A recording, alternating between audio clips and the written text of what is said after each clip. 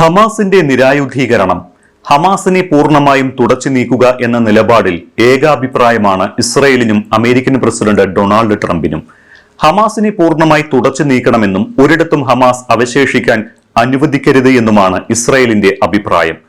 ഇസ്രയേലിനെ അനുകൂലിച്ചതിന്റെ പേരിൽ 8ഓളം പലസ്തീനുകളെ ഹമാസ് വെടിവെച്ചു കൊന്നതുകൂടി പരാമർശിച്ചുകൊണ്ടാണ് ഇസ്രയേലിന്റെ അഭിപ്രായ പ്രകടനം.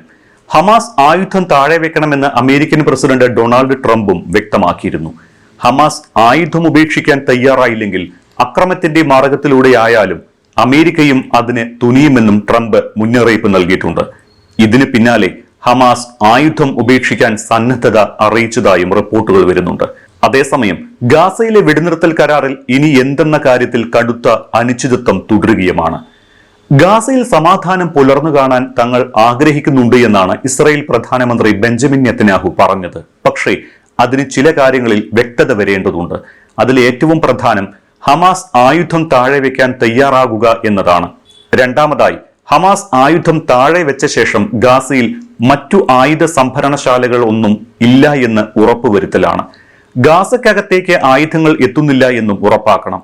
അപ്പോൾ മാത്രമേ നിരായുധീകരണം എന്ന വാക്കിന് അർത്ഥമുണ്ടാകൂ. അല്ലെങ്കിൽ നരകമായിരിക്കും ഫലം എന്നും ഹമാസിന് ഇസ്രായേൽ മുന്നറിയിപ്പ് നൽകുന്നുണ്ട്. ഗാസ സമാധാന പദ്ധതിയുടെ 2ാം ഘട്ടത്തിലേക്ക് കടക്കുകയാണ് എന്ന് ട്രംപ് അറിയിച്ചിട്ടുണ്ട്. ആദ്യഘട്ടത്തിൽ സൂചിപ്പിച്ചതുപോലെ തടവിലിരിക്കെ മരിച്ച ഇസ്രായേലി ബന്ദികളുടെ ശരീരാവശിഷ്ടങ്ങൾ കൈമാറുന്ന കരാർ ഹമാസ് പൂർണ്ണമായി പാലിച്ചില്ല എന്ന് ട്രംപ് വ്യക്തമാക്കിയിരുന്നു. ഹമാസിനെ നിരായുധീകരിക്കണമെന്ന ട്രംപിന്റെ വാക്കുകളും അതാണ് സൂചിപ്പിക്കുന്നത്. തടവിൽ മരിച്ച 28 ബന്ദികളിൽ 8 പേരുടെ മാത്രം മൃതദേഹമാണ് ഹമാസ് ഇതുവരെ കൈമാറിയത്. മറ്റുള്ളവരുടെ ശരീരം വീണ്ടെടുക്കാൻ ആയില്ലെന്നാണ് ഹമാസിന്റെ വാദം. ഇത് ചതിയാണെന്ന് ബന്ദികളുടെ കുടുംബങ്ങളും ഹമാസ് വാഗ്ദത്തം ലംഘിച്ചുവെന്ന് ഇസ്രായേലും കുറ്റപ്പെടുത്തുന്നു.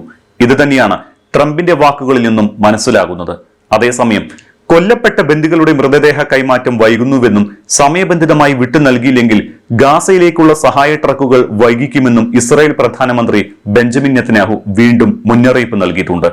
അതിനിടെ ഹമാസ് ആയുധം ഉപേക്ഷിക്കാൻ തീരുമാനിച്ചതായി റിപ്പോർട്ടുകൾ വരികയാണ്. ഹമാസുമായി തന്റെ ഉന്നത ഉദ്യോഗസ്ഥർ സംസാരിച്ചുവെന്നും അവർ ആയുധം ഉപേക്ഷിക്കുമെന്ന് ഉറപ്പ് നൽകിയെന്നും ട്രംപ് പറഞ്ഞു. ആയുധം ഉപേക്ഷിക്കണമെന്ന കരാറിൽ നിന്ന് ഹമാസ് പിന്നോട്ടു പോയതായി പ്രചരിച്ച സാഹചര്യത്തിലാണ് ട്രംപിന്റെ പ്രഖ്യാപനം. ഹമാസ് ആയുധം ഉപേക്ഷിക്കും, ഇല്ലെങ്കിൽ അവരെ ഞങ്ങൾ നിരായുധരാക്കും. അത് അതിവേഗവും ചിലപ്പോൾ അക്രമാസക്തവുമായി ചെയ്യേണ്ടി വന്നേക്കുമെന്നും ട്രംപ് മുന്നറിയിപ്പ് നൽകി. തങ്ങളുടെ കൈവശമുള്ള വലിയ ആയുധങ്ങൾ ഗാസയിലെ പലസ്തീനിയൻ ഗവേണിംഗ് ബോഡിക്കോ അറബ് രാഷ്ട്രങ്ങൾക്കോ കൈമാറണമെന്ന് ഹമാസ് വ്യക്തമാക്കിയതായാണ് റിപ്പോർട്ടുകൾ. റോക്കറ്റുകളും മിസൈലുകളും അടക്കമുള്ളവയാണ് കൈമാറുക. എന്നാൽ ചെറിയ ആയുധങ്ങൾ ഉപേക്ഷിക്കില്ല എന്നും അവർ വ്യക്തമാക്കിയിട്ടുണ്ട്. ഇസ്രായേൽ സൈന്യം ഗാസയിൽ നിന്ന് പൂർണ്ണമായി പിൻവാങ്ങുകയും യുദ്ധം വീണ്ടും തുടങ്ങില്ല എന്ന് ഉറപ്പാക്കുകയും വേണമെന്നാണ് ഹമാസ് ആവശ്യപ്പെടുന്നത്. ഹമാസിന്റെ നിരായുധീകരണം, ഗാസയുടെ ഭരണ ചുമതല എന്നീ കാര്യങ്ങളാണ് ഇനി മുന്നിലുള്ളത്. ഇവയടക്കം ഒട്ടേറെ വിഷയങ്ങളിൽ ഭിന്നത തുടരുകയാണ്. ഗാസയുടെ ഭരണ ചുമതല ഇനി ആർക്കായിരിക്കും എന്നതിലാണ് ഏറ്റവും വലിയ അനിശ്ചിതത്വം. ബന്ദികളുടെയും തടവുകാരുടെയും കൈമാറ്റം നല്ല തുടക്കമായി ലോകരാജ്യങ്ങൾ വിലയിരുത്തുന്നുണ്ട് എങ്കിലും ഭാവി എന്തെന്നതിൽ വ്യക്തതയില്ല. അതിനിടെ ട്രംപിന്റെ മുന്നറിയിപ്പിനിടയിലും 8 ഗാസ നിവാസികളെ പരസ്യമായി വധശിക്ഷയ്ക്ക് വിധേയമാക്കിയ ഹമാസിന്റെ നടപടി വലിയ വിവാദമായിരിക്കുകയാണ്. ഗാസ സമാധാന കരാർ നിലവിൽ വന്നതിന് പിന്നാലെ ഇസ്രായേൽ സേനയായ IDF പിൻവാങ്ങൽ ആരംഭിച്ചിരുന്നു. ഇതിനിടയിലാണ് 8 പേരെ ഹമാസ് പരസ്യമായി വധശിക്ഷയ്ക്ക് വിധേയമാക്കിയത്. US പ്രസിഡന്റ് ഡൊണാൾഡ് ട്രംപ് ഹമാസിനെ നിരായുധീകരിക്കുമെന്ന് പ്രതിജ്ഞയെടുത്തിട്ടും ഈ മുന്നറിയിപ്പ് മറികടന്നാണ് ഗാസയുടെ നിയന്ത്രണം നിലനിർത്താൻ ഹമാസ് ക്രൂരമായ വധശിക്ഷകൾ നടപ്പിലാക്കുന്നത് എന്നാണ് രാജ്യാന്തര മാധ്യമങ്ങൾ റിപ്പോർട്ട് ചെയ്യുന്നത്.